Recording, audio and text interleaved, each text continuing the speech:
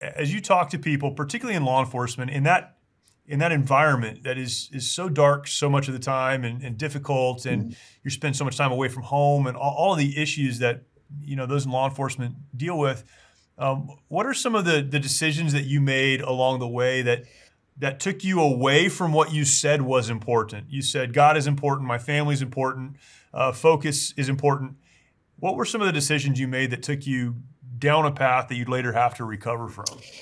Well, they're very similar to like what we call the four pillars at Mighty Oaks, or the four Yeah, B's, right? Being in the Word, yeah, being in prayer, being in fellowship at church, and then being in contact with a cornerman or a brother. yeah, yep. So I absolutely failed in all four of those.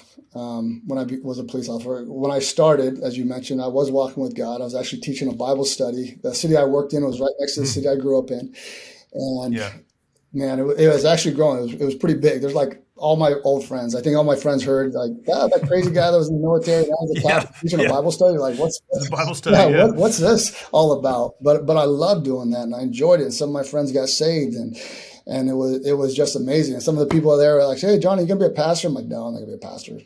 Yeah. I love Jesus, and I'm gonna share about him. Right, I'm gonna throw down right, at work." right. So that was the initial stages of it, and I was in church. I was reading the Bible, and I was still at work, throwing down with my guys. At Yeah, work, I wasn't a Bible thumper like slamming my partners, but if the situation sure, arose, I sure. definitely shared. I mean, I'd get in a fight with a client, a suspect, taking the jail. Hey, if it opened up, I'd talk to them about it. So that's Yeah, where I was at the beginning, and what happened.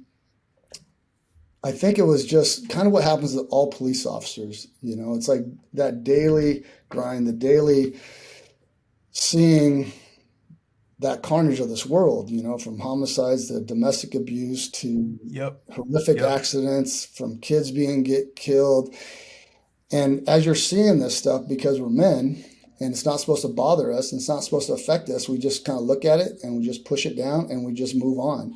I talk about one story when a brother shot his brother with a 30-30, blew his brains all over. It was just a horrific scene. Um, and I remember coming out of that scene, and all of us just looked at each other, and we all probably were feeling the same thing. And it wasn't just the murder; it was just like the families and the screams. You'll never forget the screams of calls like that. It was a huge family, and it was just an insane call. But we just looked at each other, and none of us said anything. We just got in our cars and we went to the next yeah, call. And you do that yeah, daily, and you can't yeah, be overly emotional because you got to do your job.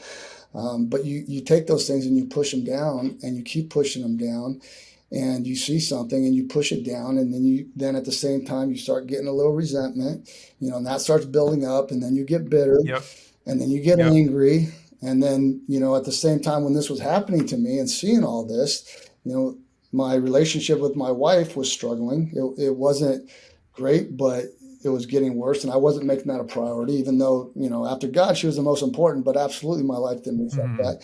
Um, yeah, I stopped going to church because I was working weekend graveyard, so that was kind of an easy reason not to go to church. Once in a while, maybe I'd pray, but it was, yeah, half-hearted.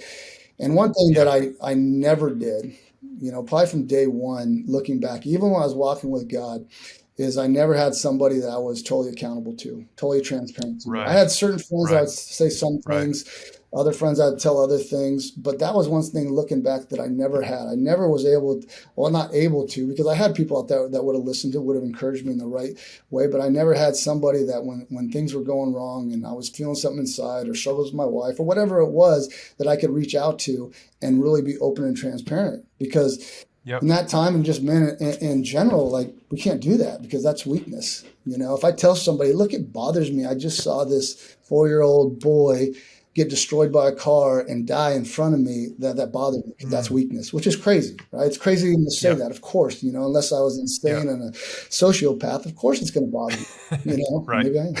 right.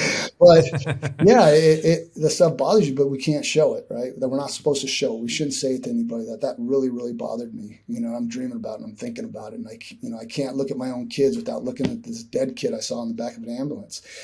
And you just keep pushing those things down, and eventually it's going to spill over, like the analogy we use about a rucksack, right? You keep pushing Yeah, stuff down, and Yeah. eventually it's going to spill over. And as you mentioned, my childhood trauma, the physical and sexual abuse I dealt with as a kid, along with everything else I saw, and then you add in the military, and then you add in the law enforcement. So at a relatively quick amount of time, 5 years into my law enforcement career, man, I was on top of that roof, hence the book, Man Yeah. on the Roof, and I thought that I was going to die. It was a lifetime of trauma. It wasn't just like the 5 years of law enforcement. But the law enforcement definitely accelerated all those issues.